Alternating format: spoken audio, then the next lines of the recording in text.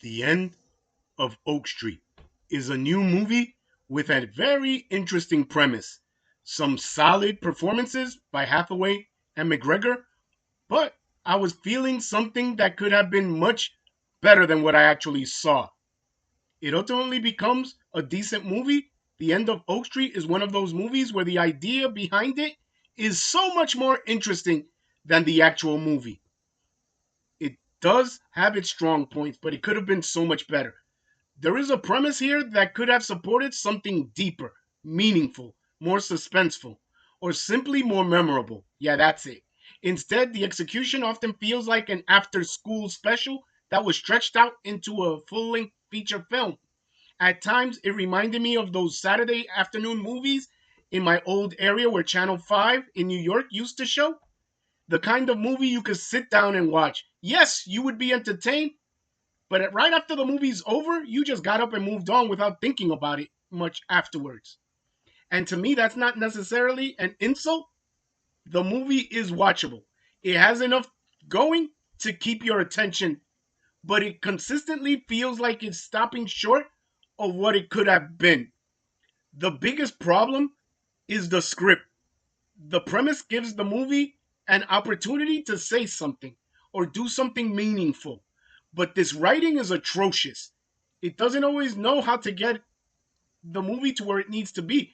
Characters and situations that could have had much more depth are sometimes handled in a way that feels too familiar or too convenient with not good movie or storytelling. The result is a movie that feels lighter and less impactful than its setup suggests. The performances help. Hathaway is very good in her role, and so is McGregor. But the performances can only do so much when the material is not giving the actors anything to work with. You can see the potential again. You just wish the script had been stronger to match its potential. And that ultimately sums up my reaction. I was entertained, but I did want more. The End of Oak Street has a premise worth exploring. Why did it not do that? The performances keep it moving, but the execution doesn't quite get there. Now, this is my opinion, of course. And to reiterate, it's not a bad movie, it's an entertaining one that feels like it could have been a much better movie. With a stronger script, God only knows where this could have gone. Maybe a little bit more ambition. For me, the premise gets the attention, the performances keep you watching, but the writing keeps the movie from reaching its full potential. And that, for me, gives it its B rating.